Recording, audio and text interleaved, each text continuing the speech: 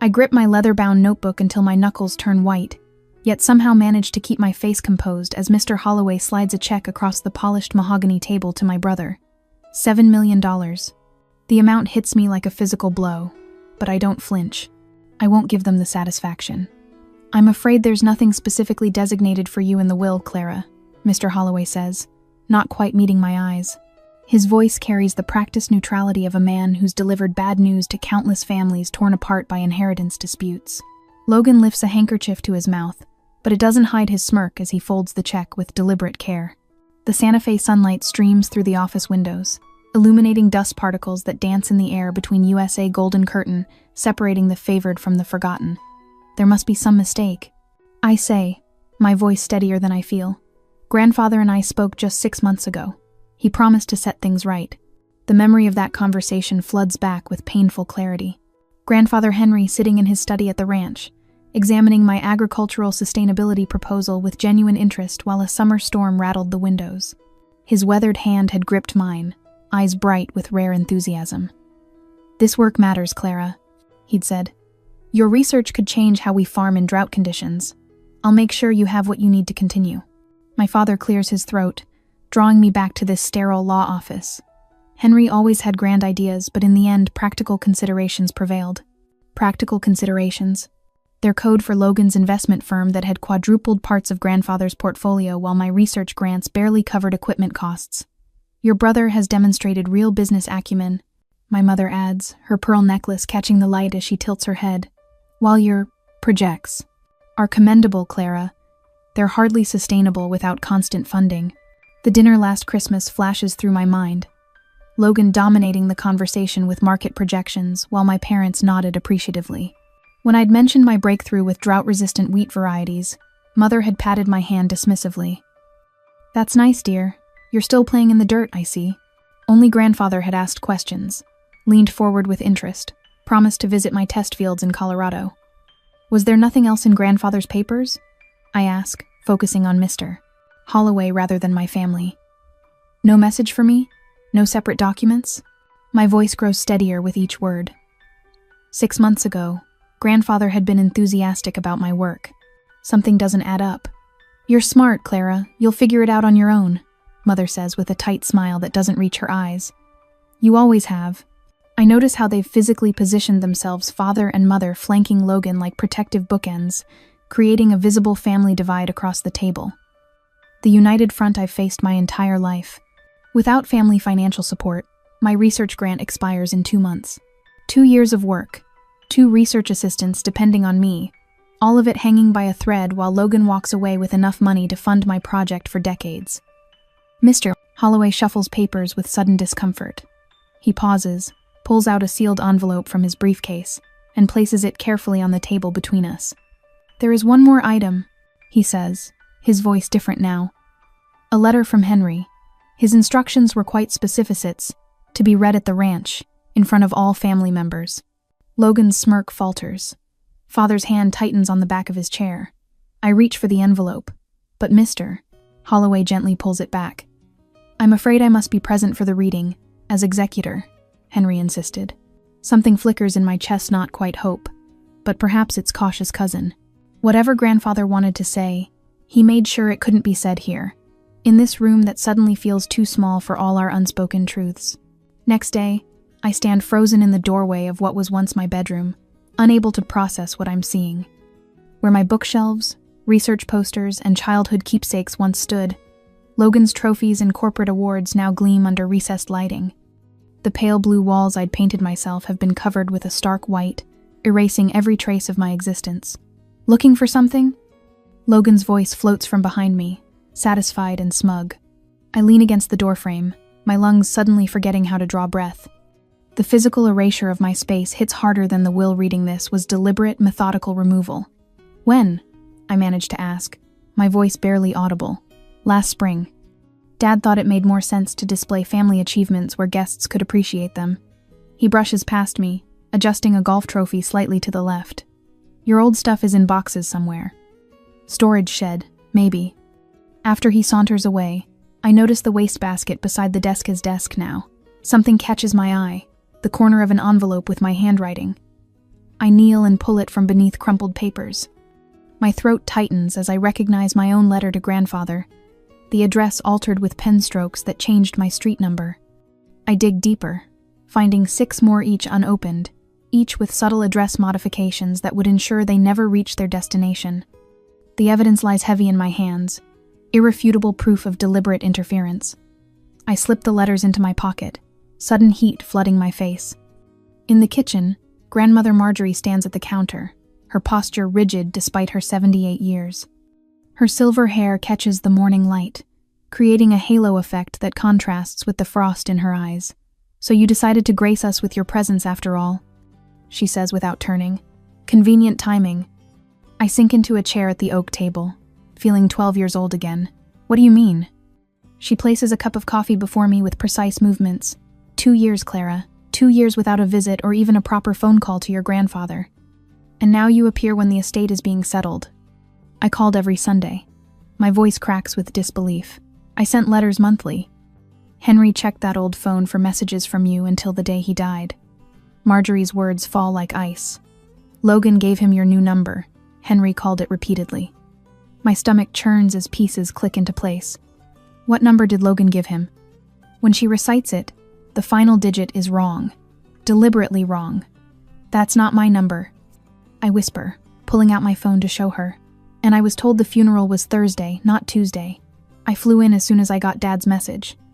Skepticism flickers across her features, but something in my expression gives her pause. "I have the letters," I say, removing them from my pocket. "Look at the addresses. Someone altered them so they'd never arrive." She examines them with narrowed eyes, her fingers tracing the altered numbers.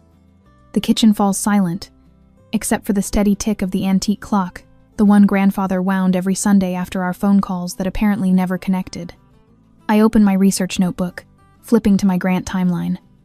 My funding expires in 2 months. Without it, I'll have to shut down the Colorado test fields. The words taste bitter. The drought-resistant wheat varieties we've developed could help farmers across the Southwest, but without continued support. The pages blur as I blink back tears. 2 research assistants depend on this project, Ellie with her student loans, Marcus supporting his young family. Years of work, countless nights analyzing soil samples and crossbreeding results, all balanced on the knife edge of financial stability that just crumbled beneath me. Did grandfather ever mention my research? The Sustainable Agriculture Project? Marjorie's expression shifts subtly. He spoke of some agricultural initiative, said it was important for the future of the ranch lands. She studies me with new attention. "Logan told us you'd abandoned your studies for a corporate position in Denver." Another lie. The revelation hangs between us. Without a word, Marjorie walks to the study and returns with Henry's old phone. Her fingers move with purpose as she checks the call log, scrolling back through months of history. "These calls," she says slowly, "from this number, every Sunday morning." She compares it to the number on my phone. For months. I watch her face transform from icy resentment to horrified understanding. The granite certainty that hardened her features softens into confusion, then sharpens into something else entirely, anger not directed at me. As the truth settles between us, I wonder, should I immediately confront my family with what we've discovered, or wait until the official will reading at the ranch where more of the truth might be revealed? The desire for immediate justice burns in my chest, but patience might reveal Henry's full intentions. Marjorie places her weathered hand over mine. "We have some catching up to do, it seems." I nod, the first tendrils of alliance forming between you's unexpected support in a house that no longer feels like home. Next morning, I wake to the sound of hushed voices outside my bedroom door. Through the thin strip of light beneath it, I see shadows pacing back and forth, murmuring about me. "Yes, Aunt Elaine, it's just as we feared." Logan's voice carries the practiced concern he reserves for family politics. "Clara showed up for the will reading, collected whatever she could, and now she's threatening to contest unless we pay her off." My stomach tightens as I sit up, pressing my ear against the cool wood. After abandoning poor Henry when he needed her most. Logan continues, voice dripping with manufactured sorrow. "Never visited, barely called. Now she wants her share." The lies roll off his tongue with such ease. I press my palm against the door to steady myself, remembering the stack of returned letters I found yesterday, my carefully printed addresses deliberately altered. By breakfast, the damage is done. Cousin Marlene passes the salt without meeting my eyes. Uncle Jim's usual bear hug becomes a stiff nod. Even the family friend who taught me to ride horses decades ago studies her coffee rather than acknowledge me. Perhaps we should postpone the formal will reading, Logan suggests, buttering his toast with practiced precision. Everyone's emotionally exhausted, and Clara's sudden demands are creating unnecessary tension. I've made no demands, I say, my voice steady despite the anger burning in my chest. I simply want to hear what grandfather intended. Grandmother Marjorie glances between us, her expression unreadable. The reading proceeds as scheduled. Henry's wishes deserve our respect. Logan's knife clatters against his plate. Mother, be reasonable. The matter is settled, she says, pushing back from the table. After breakfast, I wander through the ranch house, retracing childhood footsteps. In the den, I pause before the row of family photo albums, pulling one from 1998, the summer I won the state science fair with my irrigation project. I remember grandfather standing proudly beside me as the local newspaper took our picture. The page where that photo should be shows a ragged edge where something has been removed. I flip through more albums, discovering systematic erasure. Every significant moment between Henry and Megan. My graduation photos, research celebration dinners, even casual Christmas snapshots carefully excised. I sit heavily on the leather ottoman, album open on my lap, staring at the physical manifestation of what my family has done for years, erasing me. That night, I wake with a start in my childhood bedroom. The space feels wrong, foreign. The walls that once held my soil composition charts and botanical sketches now display Logan's finance awards and fraternity memorabilia. My old bed remains, but everything else has been stripped away, replaced with evidence of Logan's achievements. I lie awake counting ceiling cracks I've known since childhood, planning my next move. By morning, I've started photographing evidence with my phony-altered addresses on returned letters, missing photos, tampered mail. The ranch hands tip their hats when I walk to the barn the next morning, but their eyes slide away. Logan's stories have reached them too. All except Walter, who's been tending these fields since before I was born. He approaches me near the old tool shed, weathered hands nervously adjusting his hat. "Miss Clara," he says quietly, glancing toward the house. "Your grandfather asked me to keep something for you." From inside his jacket, he pulls a small, leather-bound book. "Said some folks might not want you to have it." The book's worn cover bears my grandfather's initials. Inside, I find pages of his distinctive handwriting observations about crop yields, soil conditions, and notes about my research. Several pages contain detailed thoughts about my drought-resistant wheat project, with calculations for funding requirements. "He was mighty proud of your work," Walter says, before shuffling away. That afternoon, I find my parents and Logan in grandfather's study. Sunlight streams through the windows, illuminating dust particles that dance between us. I'm tired of hiding, tired of pretending their actions don't cut to the bone. "I found evidence of tampering with grandfather's communications," I say, placing my phone on his desk, screen displaying photos of the altered addresses. "Oh, Clara," Mother sighs, always so dramatic. "You deliberately kept us apart." My voice remains level even as anger burns through me. Father straightens papers on the desk, not meeting my eyes. "You were always capable of taking care of yourself. Logan needed the advantages."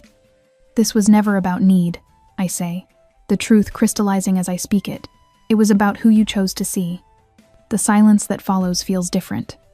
For years, I've fought for their validation, their acknowledgement. Standing here in grandfather's study, surrounded by evidence of their deception, I finally understand I've been seeking approval from people determined not to give it. The will reading proceeds tomorrow, I say, turning to leave, as scheduled. "Clara," Logan calls after me, his voice losing its usual confidence. "Be reasonable. We're family." The word family hangs in the air between us, hollow and meaningless. I find grandmother Marjorie on the back porch, watching sunset paint the distant mesas. When I show her the evidence of intercepted communications, her lined face hardens. "Logan told me you never called," she says quietly, "that you were too busy with your research to visit Henry during his illness." "I called every Sunday," I reply.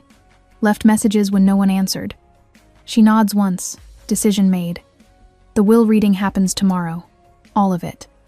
That evening, Walter appears at the kitchen door with a box of mail my letters to grandfather, scientific journals I'd sent him, even holiday cards all unopened. Found these in Mr. Logan's old trunk, he says simply. As dusk settles over the ranch, I help grandmother prepare the great room for tomorrow's reading. We arrange chairs in a circle, place water glasses on side tables. The family lawyer is bringing additional documents not presented at the first reading. Documents grandfather insisted be revealed here, on his land, where the truth began. I place Henry's leather notebook on the center table, marked at pages detailing projects unknown to my family. Whatever happens tomorrow, I no longer seek their approval. I'm fighting for something more important now, the truth of who my grandfather was, and who I am because of him.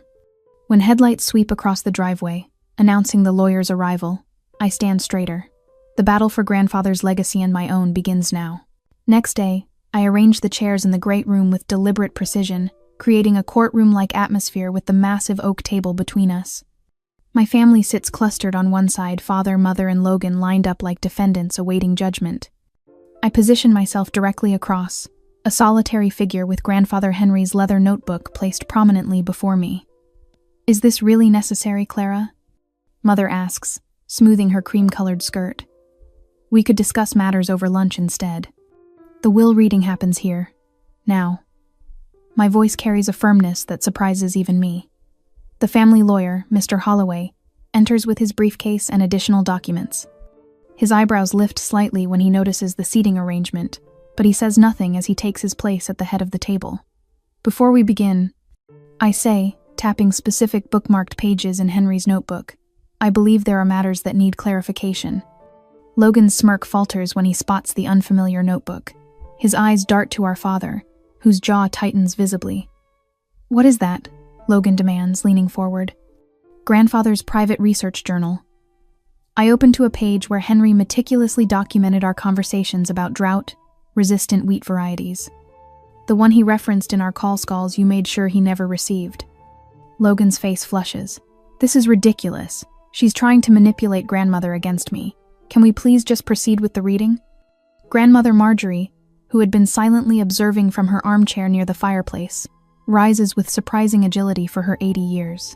Actually, she says, her voice cutting through the tension, I believe we should address how I discovered my phone had been programmed to redirect Clara's calls to an answering service. She withdraws a small notebook from her pocket. The service representative was quite helpful in explaining who set up the account. The lawyer clears his throat. I should note that Mr. Whitmore Sr. expressed concerns about family interference in his communications.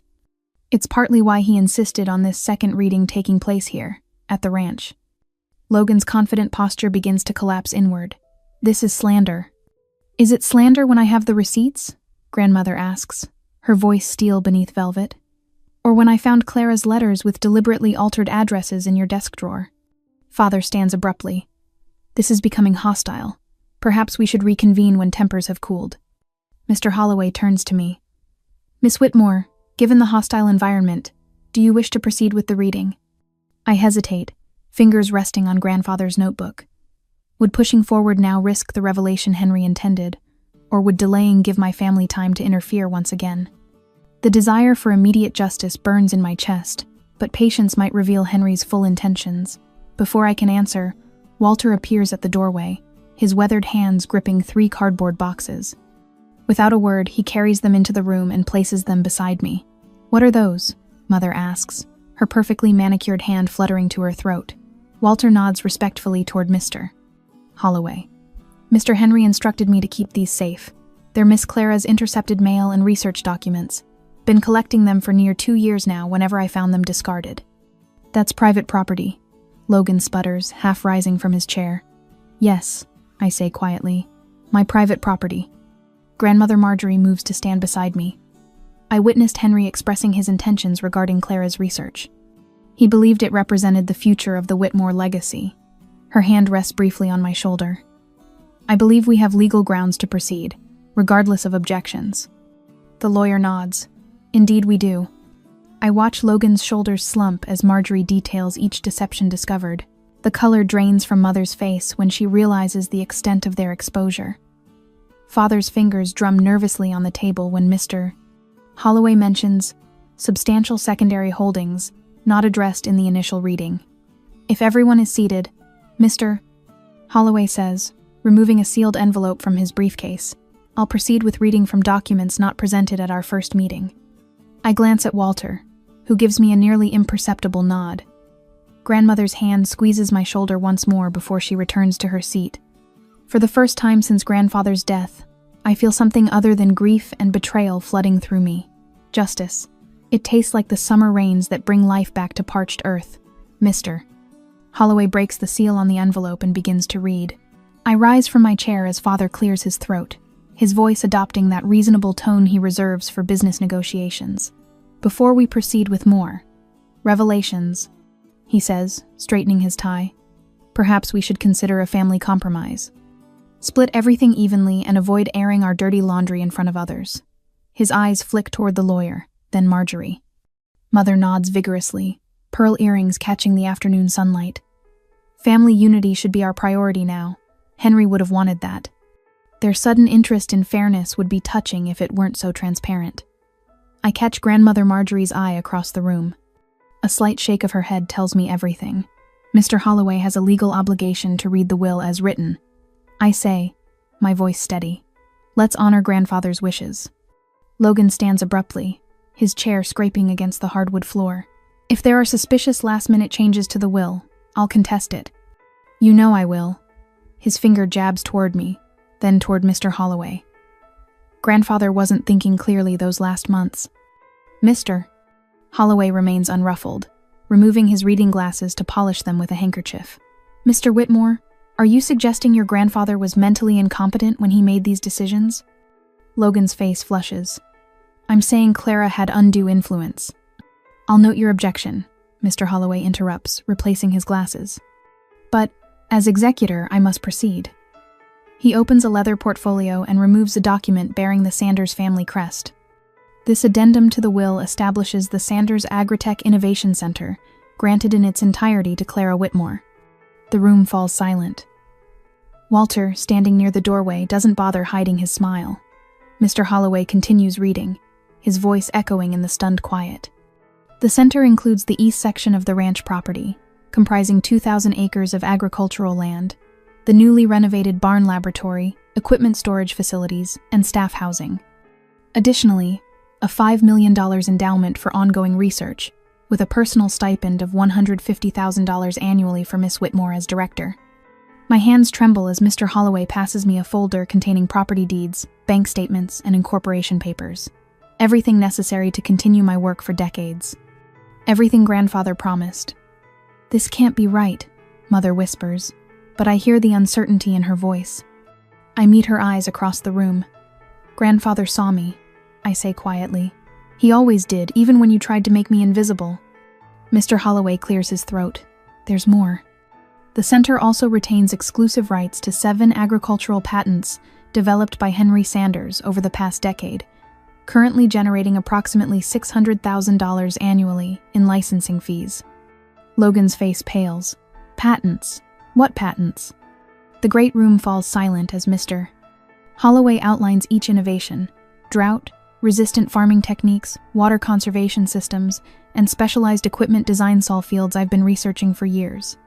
The lawyer's voice fills the space with technical terms that sound like poetry to my ears. Terms that represent freedom. He never mentioned patents, Father says, his composure cracking. Didn't he? I ask, opening Grandfather's leather notebook to a marked page. He tracked every development here. We discussed them last summer. Logan paces frantically, his confident swagger replaced by jerky movements.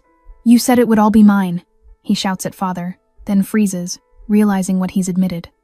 I remain seated, watching the truth unfold without needing to say another word. Mr.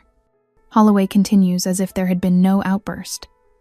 The remainder of the estate, including the main house, investments, and liquid assets, is to be divided equally between Clara and Logan Whitmore. Equally? Logan stops pacing. After she gets the research center? Yes, equally, Mr. Holloway confirms.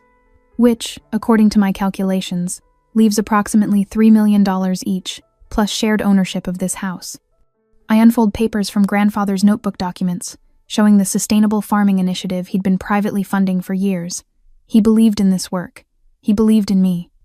Mother reaches for her water glass, her hand trembling so badly that water sloshes over the rim. Father stares at the floor, suddenly finding the pattern of the rug fascinating. The family photos on the mantel catch my eye, the ones where I'd been pushed to the edges or excluded entirely. Now I understand why grandfather kept his support hidden. He knew they would have undermined any open endorsement of my work. There is one final item, Mr. Holloway says, retrieving an envelope from his briefcase. The same sealed envelope he'd mentioned at the first will reading. A personal letter from Henry, to be read aloud to the family. Logan slumps back into his chair. Is this necessary? Haven't we heard enough? Your grandfather was quite specific, Mr. Holloway says, breaking the seal. Everyone must be present for this reading. I watch Mother's fingers grip her water glass, knuckles white against the crystal. Whatever comes next, grandfather made certain no one could walk away from his final words. For the first time since entering this room, I feel something unfamiliar bloom in my chest. Hope. The following spring, I stand in the center of the renovated barn laboratory, watching morning light stream through the skylights we installed last month. My research team moves with purpose around me, no longer waiting for my hesitant directions. Dr. Whitmore, the soil samples from the eastern quadrant show promising nitrogen retention, Eliza says, handing me a tablet with scrolling data. Should we expand the test area? Double it, I respond without second-guessing myself, and prepare additional sensors for the overnight moisture readings. Through the wide barn doors, yellow school buses rumble up the dirt drive, kicking up dust that glows golden in the morning light. The Little Scientist Project brings rural children from across 3 counties to see sustainable agriculture in action. Their excited faces press against windows as the buses park beside rows of experimental wheat that wave in the gentle breeze. I no longer rehearse my words before speaking, no longer seek approval before making decisions. The barn that once stored hay now houses million-dollar equipment and a team of 12 researchers who look to me for direction. When the first children pour from the buses, I feel a smile spread across my face. The future of my work stands before me in worn jeans and eager eyes. Later that spring, the polished mahogany table gleams under recessed lighting, just as it did that day in the lawyer's office. But today, I stand at its head rather than shrinking in a corner chair. 8 young scientists fidget nervously as I open a wooden box containing leather-bound notebooks. Each of you submitted research proposals that honor the spirit of innovation my grandfather believed in. I say, my voice steady in this room where I once felt invisible. One by one, I hand each recipient a notebook stamped with Henry's words. Write the things they don't understand. One day, the world will. With each presentation, I explain how their work, drought-resistant barley, water conservation techniques, soil regeneration, continues Henry's vision of sustainable farming in the Southwest. The last recipient, a young woman with soil-stained fingernails like my own, clutches her notebook with reverence. Thank you for seeing potential in my work when my university advisor called it impractical. For a moment, I see myself 3 years ago, desperate for someone to recognize value in my research. Sometimes, I tell her, the most important discoveries come from questions others aren't ready to ask. The table where my family once divided wealth now unites minds focused on creating abundance. As evening settles over the ranch, Grandmother Marjorie's rocking chair creaks softly against the weathered porch boards. Walter leans against the railing, his weathered face softened by the amber sunset. Between us sits a bottle of Henry's favorite whiskey, nearly empty now. He'd be proud, Marjorie says, her hand finding mine. Not just of the research, but of how you've transformed what was broken into something whole. Walter raises his glass toward the research fields where experimental crops catch the day's last light. To Henry, he says simply, to seeing people for who they truly are, I add, feeling the evening breeze lift my hair. The years pass quickly when you're building something that matters. 3 years later, I stand at a podium in Washington, D.C., accepting the National Climate Innovation Award. The certificate mentions 4 laboratories operating on my property, 60 acres of experimental crops, and breakthrough technologies already helping farmers across the drought-stricken Southwest. The audience applauds, but my mind drifts back to the ranch, to the simple wooden bench Henry built beside the pond. That's where I still go on clear nights, sitting beneath desert stars, his old leather notebook open in my lap. As I sat beneath the same stars my grandfather once studied, I wondered if true healing comes from rebuilding what was broken, or from creating something entirely new from the pieces left behind? Is family defined by blood, or by those who truly see you for who you are? The stars offer no answers, but I no longer need them to. The answers grow in my fields, work in my laboratories, arrive on yellow buses with curious minds, and gather around my table with soil-stained hands and questions about tomorrow.